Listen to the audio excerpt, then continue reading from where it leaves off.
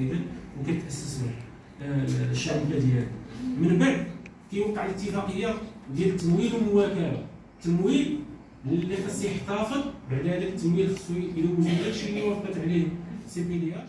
تسجيل في السنه سنويا كندوزو من واحد مجموعه ديال المراحل. اول مرحله كيجيو كناخذوا كيكون واحد الكونتاكت ديريكت اللي يعني 40% اللي خاص يعطي هذا الشاب في الاجمالي ديال هذا المشروع، منها 20% اللي قال الاستاذ انه يقدر يكون مثلا ماتريال قديم كيدخل في هذا المجال. وكتجي واحد المرحله الثانيه انكم كتعرفوا بان الفلوس ديال المبادره الوطنيه للتنميه البشريه. السلام عليكم. اولا كنشكر الاعلام المحلي اللي واكب هذا اللقاء التواصلي اللي نظمته جمعيه مغرب المستقبل بالتنسيق مع اللجنه المحليه للمبادره الوطنيه للتنميه البشريه تحت اشراف عماله اقليم خريبكا، اللي شاركوا فيه مجموعه ديال القطاعات منها التعاون الوطني، المبادره الوطنيه للتنميه البشريه، مندوبيه الثقافه، لانابيك، الضمان الاجتماعي، يعني كاع القطاعات اللي عندهم علاقه بالمشروع ديال الاوراش وبالمبادره الوطنيه للتنميه البشريه وبجميع المحاور اللي عندهم علاقه بالشباب. اليوم هذا اللقاء اولا دارته جمعيه مغرب المستقبل من اجل تقريب المعلومه من الشباب، لان لاحظنا بان الاشكالات اللي كيعاني منها الشباب هو انه ما كتوصلوش المعلومه بالشكل المطلوب. اولا هذا لقاء تواصلي.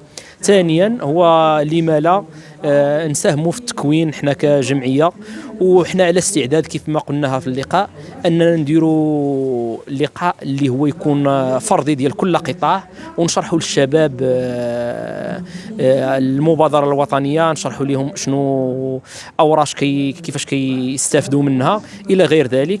الحمد لله يعني النجاح ديال هذا البرنامج كيتقدر بالشباب اللي جاوا حضروا ليه، تقريبا ما يقارب 200 شاب وشابه اللي حضروا معنا اليوم، لدرجه ان القاعه يعني ما قدرتش انها تهز هاد الشباب كاملين، فتحيه لهم. ومن هذا المنبر كنبغي نشكر يعني الاعلام المحلي والوطني على هذه المساهمه ديالو. شكرا. معكم محمد ثابت، منسق ديال الجمعيه المغربيه لدعم تنميه المقاوله الصغرى.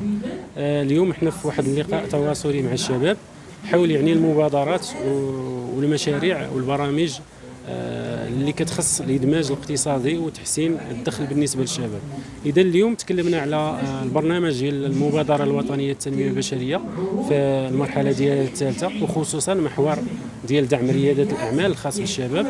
يعني تكلمنا شنو هي الفرص اللي متاحه للشباب على مستوى اقليم خريبكا والامكانيات اللي ممكن من خلال احداث 3 ديال المنصات ديال الشباب باقليم خريبكا، وكذلك البرامج التكوينيه خصوصا الخاصه يعني بالشباب، سواء ما قبل تاسيس ولا ما قبل انشاء المقاوله ما بعد انشاء المقاوله. اذا الشباب اللي كيتسجلوا عندنا في المنصات الثلاث كنقوموا يعني بالمواكبه ديالهم في مرحله ما قبل انشاء المقاوله ما بين 3 أشهر و6 أشهر، اللي كنشوفوا معاهم يعني التأطير ديال الفكره ديال المشروع، شنو هو المشروع اللي ممكن انه ينجح له في هذا الاقليم، شنو هي الامكانيات اللي خاصه، كيفاش ممكن ياسس المقاوله، يحصل على التمويل سواء ديال المبادره الوطنيه للتنميه البشريه او الممولين الاخرين.